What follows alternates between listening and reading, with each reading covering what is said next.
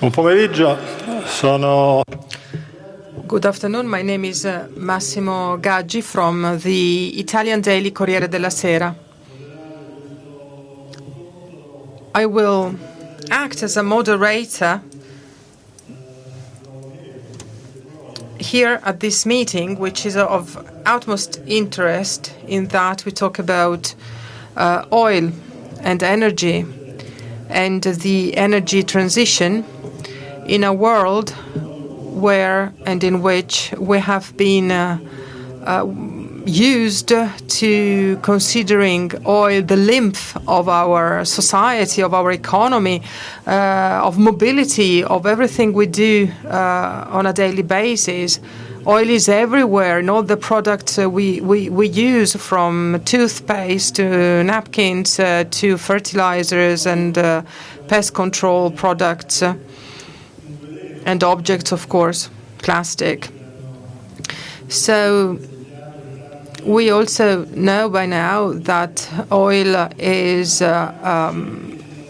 poisonous for the environment and for climate, and also for politics, because in many oil-producing countries, the development of this industry, of the oil industry, has caused or enhanced certain trends towards dictatorial regimes. This is not the case everywhere.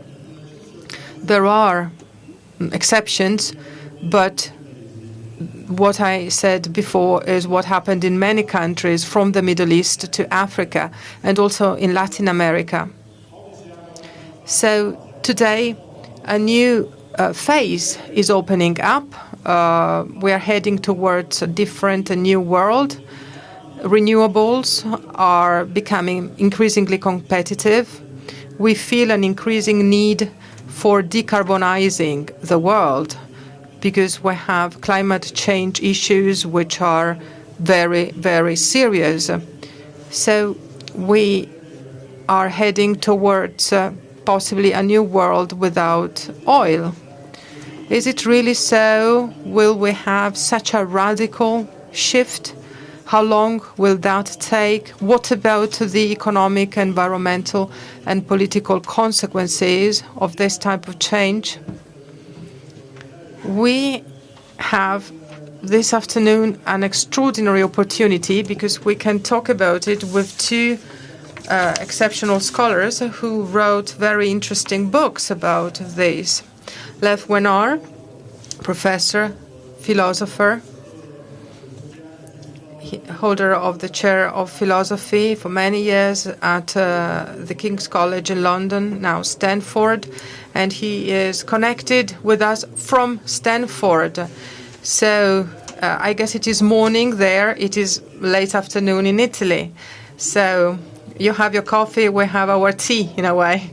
So thank you very much for being with us, and thank you for your book, because your book, Blood Oil, which has been translated into Italian with the title Il Re Nero, which would be the Black King. Your book, as I was saying, tells what oil means and what role it plays in the transition I mentioned earlier on. And we also have with us Valeria Termini, who is a professor at Rome University. And she also wrote a book about the transformation of energy and of the economy, so published by La Terza. I thank you very much, LEIF WENAR, for being with us early in the morning. So would you please introduce us into this world that we talk about? Grazie, Massimo. And hello to Valeria and to everyone joining us. Let me start with 1 minute on the big picture about energy before we talk about the oil curse. In the big picture, renewables are rising quickly, but renewable energy is still only 5% of global energy supply. And as Massimo said, oil is everywhere. Today, petroleum powers over 90% of the world's transportation. That's almost every car, truck, ship, and airplane in the world. So we need to move as quickly as possible to cleaner fuels, but we will be buying oil for some years to come. And our big question is, who should we buy oil from? Let me begin with a simple question in economic theory. Are markets in stolen goods efficient? Say an armed gang holds up the Esso station there on the Via Manzoni in Trento. Would it be efficient for Italian law to give the gang the legal right to sell the petroleum and keep the money? Now, you know the answer is no. Markets in stolen goods are not as efficient as markets where property rights are protected. Markets in stolen goods lead to overinvestment in the means of coercion and violence, and underinvestment in human capital. So let's just imagine that New York passes a new law that says any goods taken by force in New Jersey can be legally bought in New York. What do you think that New Jersey would look like next year? Well, there's two possibilities. One is that a single group will emerge that has coercive control over all of New Jersey, like a militia or a mafia, that takes most of the economic product for itself. The second possibility is that there will be many armed groups that fight for control of New Jersey. There will be gangs that go to war for the territory. Now, so far, I'm just telling you something that you already know. Markets will be more efficient when property rights are protected than they will be when the rule is that might makes right. Enforcing property rights brings a stable environment where there are more incentives for investment and innovation. Now, let me make an empirical observation. The way we run the world today, it looks like there's a gigantic market in stolen petroleum. It looks like the world has decided that it will buy oil under the rule of might makes right. We treat many oil exporting countries like that Esso station. We buy oil from whoever can control the oil wells by force. So, for example, years ago, when Saddam Hussein's gang took control of Iraq in a coup d'etat, the world started buying Iraq's oil from Saddam. And then in 2014, when ISIS captured some of those same oil wells by force, the world bought Iraq's oil from ISIS. Every country's default rule for the oil of other countries is might makes right. We make it legal to buy oil from whoever can control the oil by force. In many countries, we see governments that exist only because they control oil wells by force and therefore get large oil revenues. In other countries, we see armed gangs that get the power to fight because they can sell off the oil of the territory that they capture. And this leads to very bad results. Here are some facts for you to consider. Today, most authoritarian regimes and most highly corrupt governments are in oil-rich countries. Most of the civil wars in the past 5 years have been in oil-rich countries. Most of the hunger crises have been in oil-rich countries. Most refugees have been fleeing oil-rich countries. And most of the world's extreme poverty will soon be in oil-rich countries. This is called the oil curse. Many exporting countries have very bad politics and economics. Just think how much development we've seen outside of the West for the past 40 years, in China and India, but not in the oil states. On average, today, most of the major oil states outside the West are no richer, no more free, and no more peaceful than they were even in 1980. All of those trillions of euros and dollars that consumers have spent to those countries in exchange for oil, not much more growth or freedom or peace. Russia, Saudi Arabia, Iran, Iraq, Syria, Libya, South Sudan, Venezuela. In these countries, oil money keeps an authoritarian in power, or it funds the armed groups that fight each other. Now, let us look more closely at the law and ask this question. Is oil literally stolen from those countries, or is that just a metaphor? I will show that oil really is stolen from these countries in the most literal sense, so that consumers buy stolen oil all the time. And to show that, we have to ask a question that economists tend not to look at much. Who determines property rights in other countries?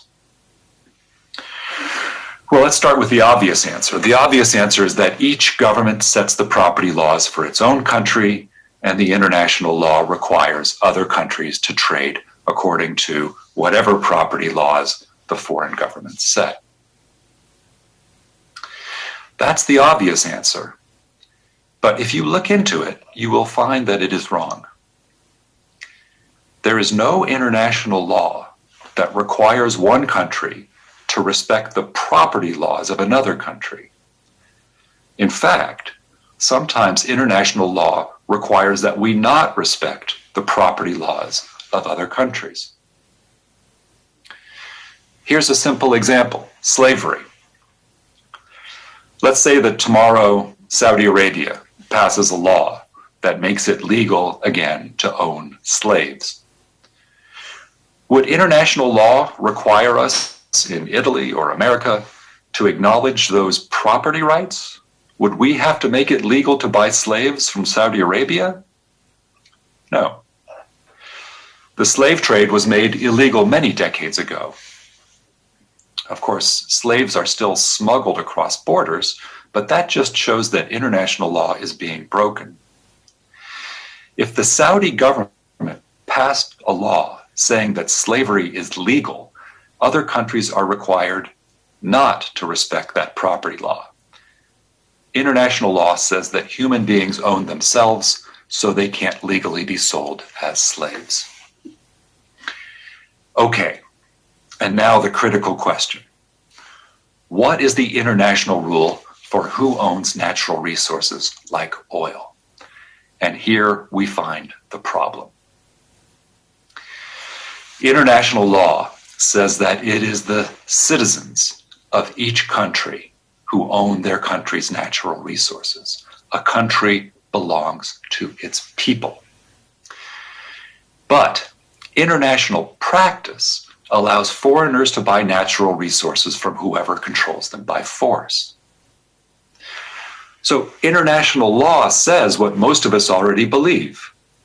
Italy belongs to the Italian people. America belongs to the American people, and so on.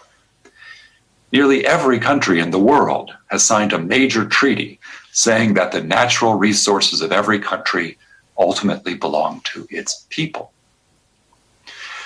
But every country's default practice is to buy natural resources from whoever can control them by force. So again, when Colonel Gaddafi took over Libya in a coup d'etat, every country started buying Libya's oil from Gaddafi. And then in 2011, when the rebels took over the oil wells in the east, many countries, including Italy and America, started buying Libya's oil from the rebels. This is what brings the resource curse, the oil curse. The world does not obey its own rule. Instead, it uses the rule of might makes right. And this is why most authoritarian governments, the most corrupt governments, most civil wars, most hunger crises, most refugees, most severe poverty is in oil exporting states. So, what would it mean for the world to buy oil according to the international rule that every country belongs to its people? What would the world be like if we switched our practice from might makes right to respect the property rights of the citizens of all countries? For the world to make that change, we would need to follow the common sense rule that it's only legal to buy property with the possible consent of the owner. For oil, this means that anyone who sells off a country's oil must be at least minimally accountable to the citizens of the country. This is a very minimal standard. It does not require every oil exporting country to be like Norway. It only requires that citizens have the most basic rights and liberties. And if you look at measures of basic rights and liberties, even countries like Nigeria and Kuwait are above the line for minimal accountability to their citizens. But many big oil producers are below the line of accountability. Saudi Arabia, Russia, Iran, Azerbaijan, Libya, South Sudan, Angola, Venezuela. Half of the world's traded oil comes from countries where governments are not even minimally accountable to their citizens, which means that 50% of the world's traded oil is literally stolen oil stolen from the people of the exporting country. What I've been proposing for several years is that we should reduce to zero the stolen oil that we buy and respect the property rights of all people to their natural resources. To make this change, we would say to the Saudi government and the Russian government and the Angolan government that we are not questioning their right to rule. We are only saying that the government has no right to sell off their country's oil any more than they would have the right to sell slaves. Now, someone might say that the current system is too hard to change in this way. But since many of you are economists, let me remind you that I'm not making a moral argument. I am making an argument about turning a market in stolen goods into a free market where property rights are respected. You can see all the inefficiencies in oil exporters below the line, all the low growth, corruption, civil wars, and poverty. But I'll just mention that today's system also has very large negative externalities for us in the West. I'm going to speed up a little here so I can give Valeria a chance to talk. Let me just ask, where did Putin get all the money to invade Ukraine and interfere in European and American politics? From oil. Or think of all the refugees fleeing to Europe from the civil wars in Iraq and Syria and Libya. They're fleeing conflicts that were fueled by oil. So, Europe and America should, for their own interests, stop buying stolen oil. And at the same time, this will incentivize us to speed up our transition to clean sources of energy. Taking a peaceful stand for the property rights of all peoples everywhere can be what we need to speed the transition from oil to the fuels of the future. We can talk more about how the transition could work, but let me end by saying that I know it may seem almost impossible to make this change. Yet let me leave you with the thought that many people in the past said that it was impossible to fix similar problems. Many people said that the slave trade could never be banned. Many people said that colonial rule could never end. Many people said that apartheid would last forever. All of those old practices of might makes right have now been abolished. For the good of the people in oil-cursed countries and for our own good, we should now abolish today's market in stolen oil. Thank you. Grazie, Professor WENAR. Thank you very much, Professor WENAR. I hope that you can stay with us until the Q&A session at the end of this meeting. So, Professor Termini, I believe that you, as an economist, are impressed by this philosophical approach to the matter at hand. It is certainly a political and ethical issue. There is the need to accelerate the transition to the new sources of energy or forms of energy. And if it is a political issue, do we run the risk of creating problems elsewhere with lithium or battery materials or other things that are related to the renewables? So where are we heading to?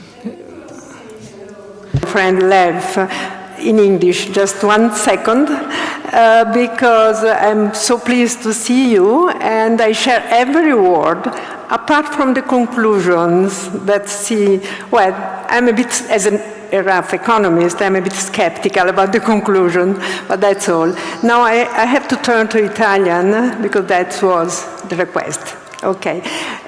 Per rispondere.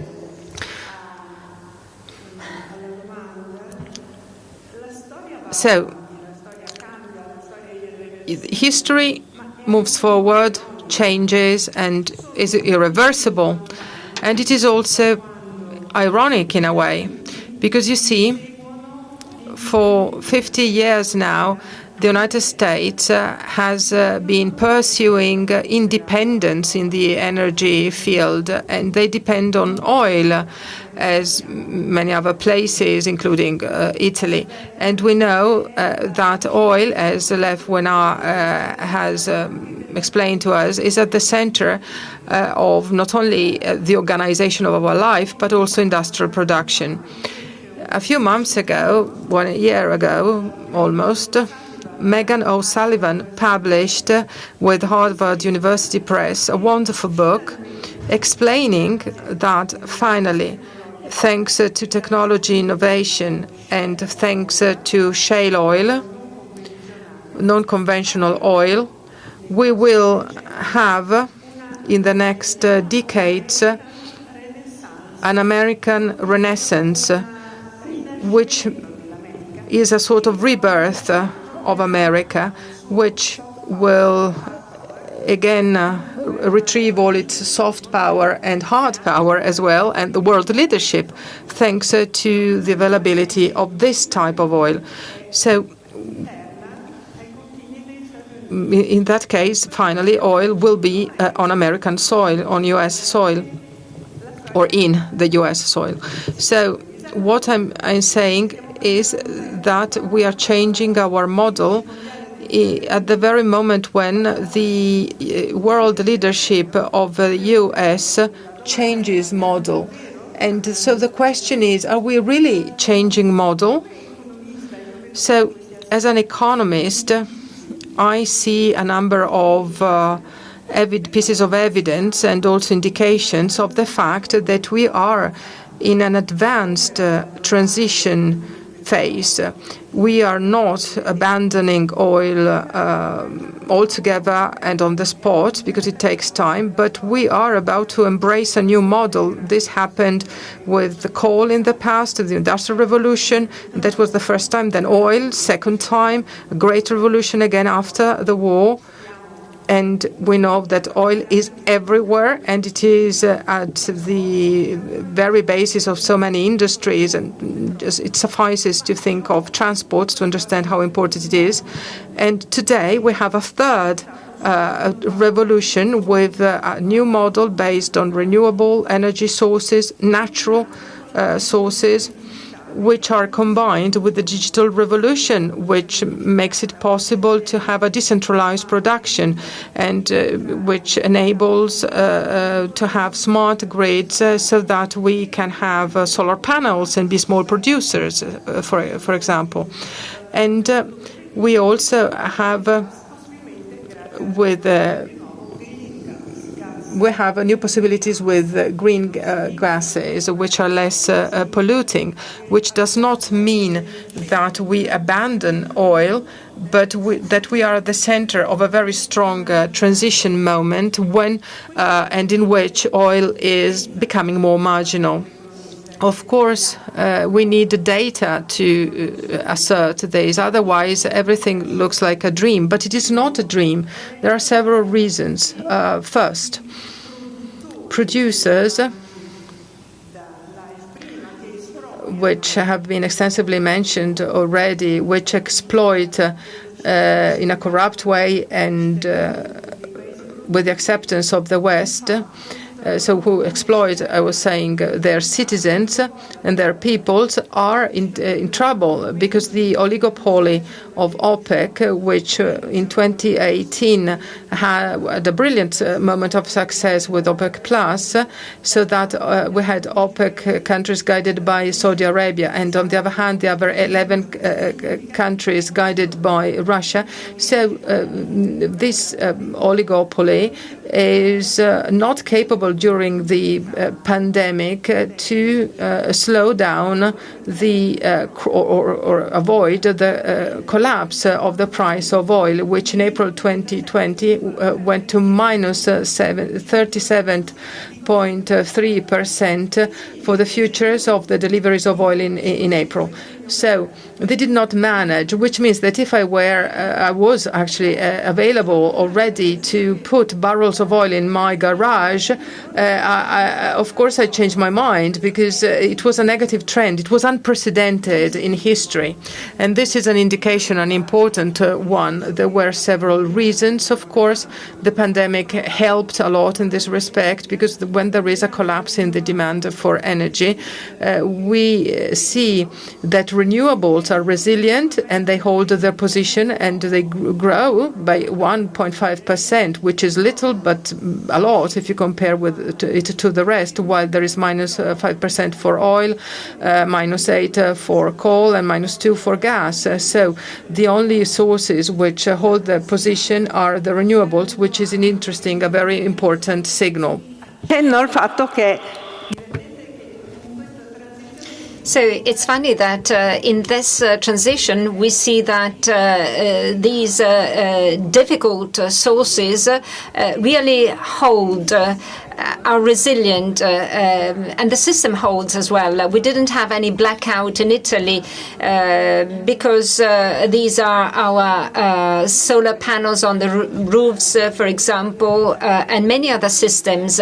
So the system helped us and actually held and was resistant. And then the second sign that I would like to highlight as an economist is that it's true that 60% of energy produced in the world is fuels, so oil and gas, and 80% for transport. But what I would like to draw your attention to is the rate of renovation of these sources, because after the revolution, the radical innovation that led to these sources, there have been a lot of innovations, and China helps us reduce the price of solar panels by 30% in just a few years. So The first sign had to do with the oligopoly of the oil-producing countries, and the second sign is that the cost of renewable sources is so competitive that it does not require the incentives and the benefits. È che negli Stati Uniti, appunto, a fronte di una politica. And third sign is that in the US,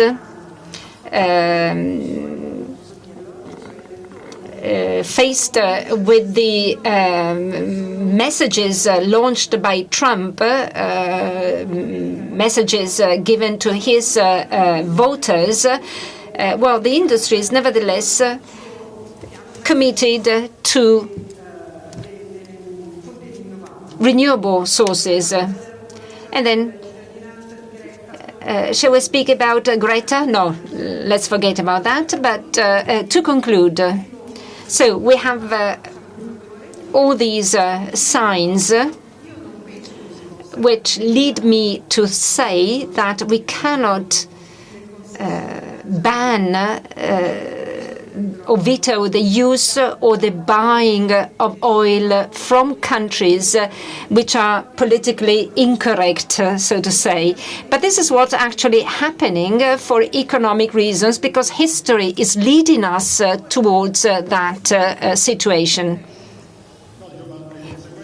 Well, what about the consequences of all this also at a political level? Because it's true that Trump implemented critical policies.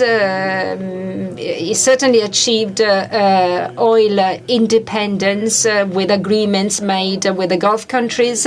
But it is also true that China, that apparently was leading this process of this greening process, so to say. Well, since the start of the economic crisis, even before the COVID crisis, well, Xi Jinping completely changed line. Well, in 2014, I was in Beijing when Obama made the first agreement with Xi Jinping, which then opened the way to the Paris Agreement. Well, compared to those times, my impression is that China is cutting investments in green energy and is focusing on coal. So what is the political scenario, in your opinion, that we have to imagine? And how long will we need for this transition to take place? So in terms of consequences, we no longer have the alternative between pro-climate policies and growth policies. For at least one decade, we had economists supporting a so-called happy decline. But this is no longer true, because now Europe is at the head of this movement for a greener economy. Now, if we look at China, well, what you said is very interesting, because up to 2012, until Xi Jinping, the extraordinary growth of China was based on heavy industries, that is, on coal and oil. Xi Jinping completely changed the policy with his first 5-year plan and focused on 5 pillars: technological innovation, digital energy, and renewable energy services, etc.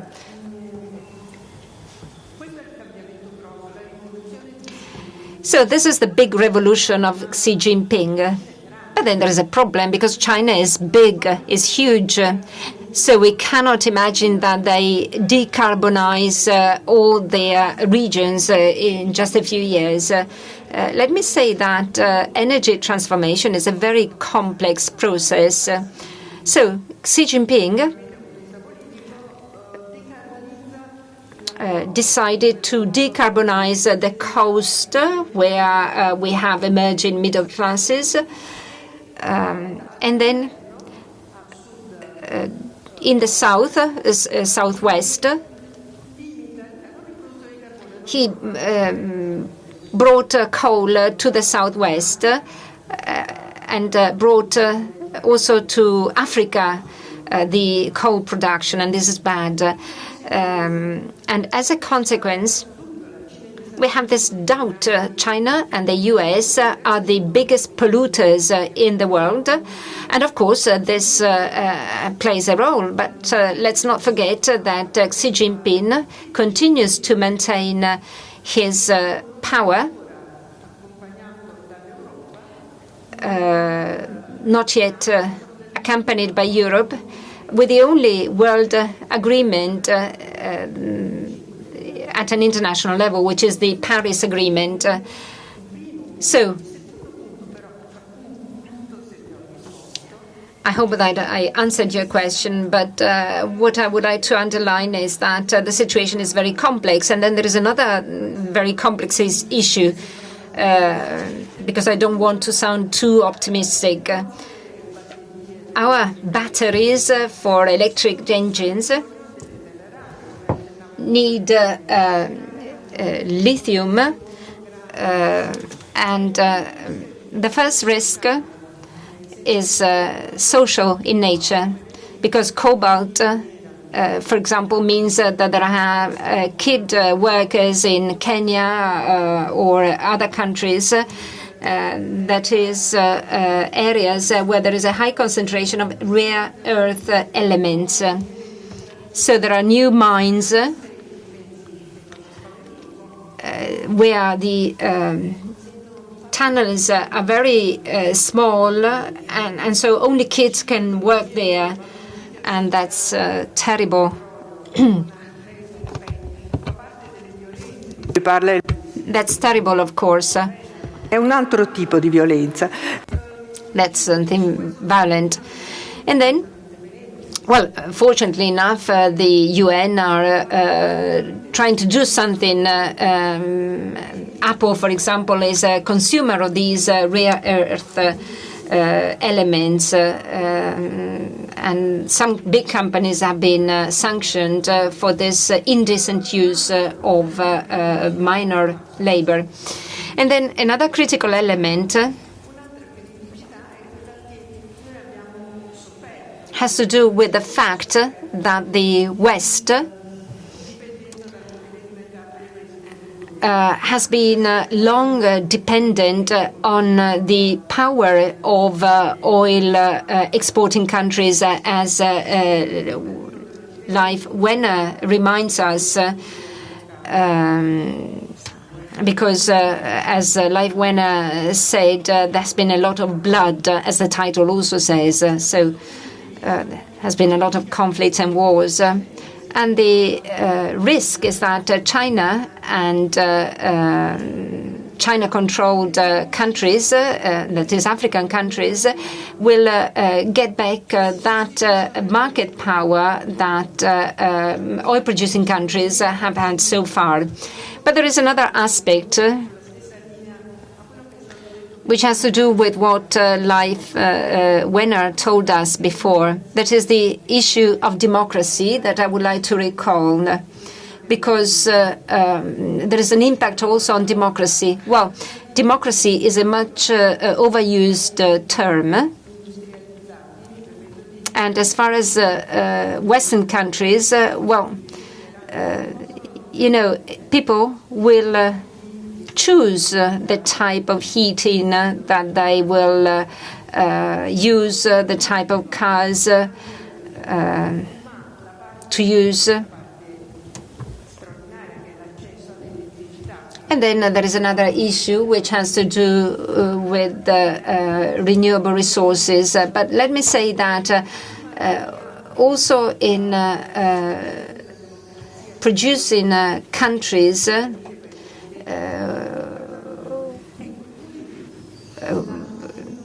where there have been wars, well, the reduction in the oil revenues is causing big public deficits, which are becoming almost unbearable, unsustainable. So I suggest that you look at the data, where you will see all the data related to Saudi Arabia, for example. And what does deficit mean? It means that services have to be paid, streets have to be paid, and that means taxes, a lot of taxes. And taxes for economists means also rights, because in order to have public transport, schools, we will no longer need the benevolence of autocrats, of tyrants, but that will be a right. And Schumpeter, for example, in his tax state, explains perfectly the transition from a state where the ownership belongs only to kings to public rights. Well, that said, we do not know whether these states will turn into democracies. We don't know whether Saudi Arabia, with some extreme expressions of Islam, will prevail over Iran, for example. Certainly we won't have again the European experience of democratization.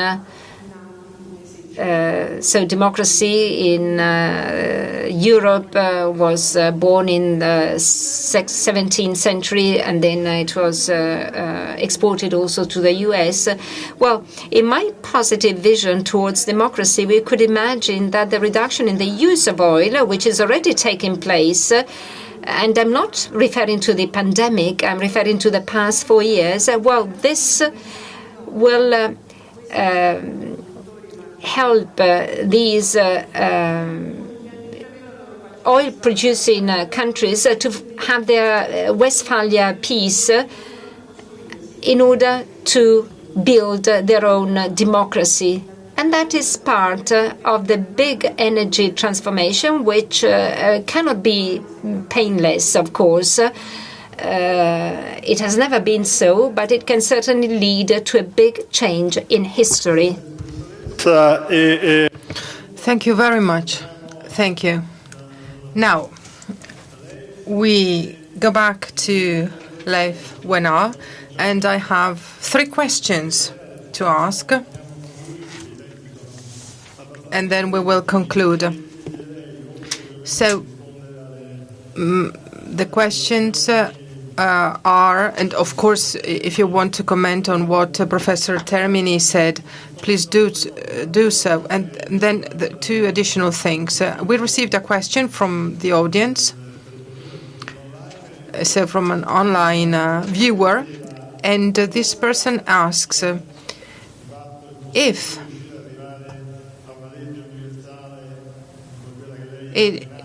we cannot get to a universal law whereby we abolish any kind of trade of stolen oil. Do you think that it is possible to think of a system based on fair trade that could help us getting there gradually? So a system of certification so that we can have a market whereby consumers know what they are buying exactly and precisely. And then Professor Termini mentioned mines in Africa.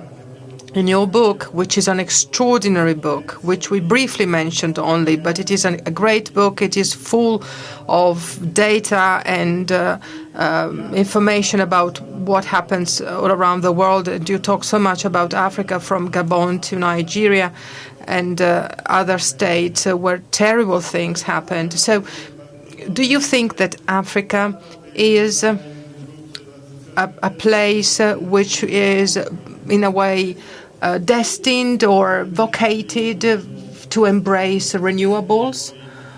Or what about the importance of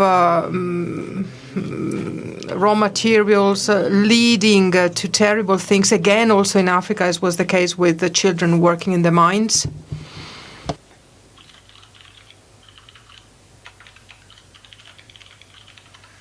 Thank you so much. Let me take the questions, which I very much appreciate. First, could we do a fair trade scheme for oil and tell consumers what they are buying? In one way, that is very difficult because, as Massimo said, almost everything we buy is either made of oil or transported by oil. So if it's plastic, it's oil. It's oil, yeah? Oil. And let me just also mention, this is almost 100% oil. This is oil, the hand sand. And when we get a vaccine or a cure for COVID, it will be given to us with oil in the shot. So it's so hard to trace oil. I've tried to give us the next best thing. If you go to the Clean Trade website, that's cleantrade.org, you will see that we've tried to tell you which oil companies do more business with authoritarian regimes. So Shell, BP, Eni, Lukoil, which oil companies do more business with authoritarian regimes. You can use that information to try to decide where to get your petrol next time. Is Africa destined to embrace renewables? I absolutely agree with this question. Africa has the most solar resource in the world. The sun shines more brightly for longer than anywhere else in the world. Africa needs investment. Whoever invests in linking up Africa with solar will be a great benefactor of mankind and will probably make a lot of money. And we really have to do something about cobalt. Cobalt in the Congo is, as Valeria said, leading to many awful situations where children are going down in these little holes. There's good work being done. We need to keep pressure on the big companies like Apple and Tesla and Lenovo to keep them focused on the human rights issues for the green transition. We all need that cobalt. The question is, what's going to happen to the people of the Congo when we take the mines and the minerals in them? And let me say a few words about Valeria Termini. I'm so honored to be working with Valeria, such a top energy expert whose work I admire very much. Valeria, I just wish you were a bit more optimistic. We all know that we need to decarbonize quickly. And so far, you know, it's not going very well, partly, of course, because of the United States. We need, right now, a mild political shock to the system. And that is what I am proposing. So I'm just going to say again, by our own principles, by what we already believe, by the major treaties we have signed, half of the world's oil cannot legally be bought. If we understood that, that would be a shock to the system. That is the kind of message that would make us get serious about the green transition. All of that oil, by our own principles, it should not be legal for us to buy it. So where are we going to get our energy? That will make us think seriously about solar and wind and hydrogen and the fuels we need to develop very quickly. Now, Valeria will say we can't stop trading with politically incorrect countries.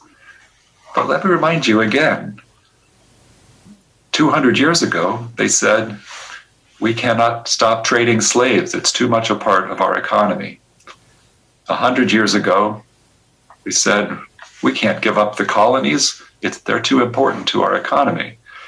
Even in my lifetime, people were saying, we can't put sanctions on South Africa. It's too hard. They won't do any good. All of those things that seemed impossible have come about. And let me leave you with the good news that the transition to a better system has already happened. Brazil, the world's 5th largest country, has already introduced legislation that would ban imports of oil from countries where the government is not minimally accountable to its citizens. So if Brazil can do that, if Brazil can get out of business for blood oil, maybe Europe and America can do so also. Grazie professor Wenar, l'ultima parola velocissima alla professoressa Termini. Thank you very much, Professor WENAR. Now the floor goes back to Professor Termini. In italiano, scusa. Non vorrei essere mai interpretata. Please, I want to be clearly understood. I don't want to be pessimistic. I just discuss about the way by which we can get to the transition and abandon oil, but we are saying the same thing, basically. And there is another element of optimism which I did not mention because of lack of time, which is the fact that Europe is leading in this process. I'm very proud to be European. In this moment, it's not that it is always so that I'm proud, but now I'm proud because when I read that the use of the recovery funds is related and linked to use for sustainable growth, then I become optimistic. I'm a pragmatic optimist, but I agree with you entirely about the need and possibility to be optimistic. Allora, con questa nota di ottimismo. So we have to be optimistic. We also have to say, though, that Europe only has a certain percentage of emissions in the world, so 8% possibly. So even if we are very good, it's not that we can solve everything. Having said that, thank you very much, Professor Wenar. Thank you very much, Professor Termini, for this very lively debate, very interesting. Thank you so much, and thank you to everybody listening online. We see each other again tomorrow for new appointments at the festival. Thank you. Bye-bye.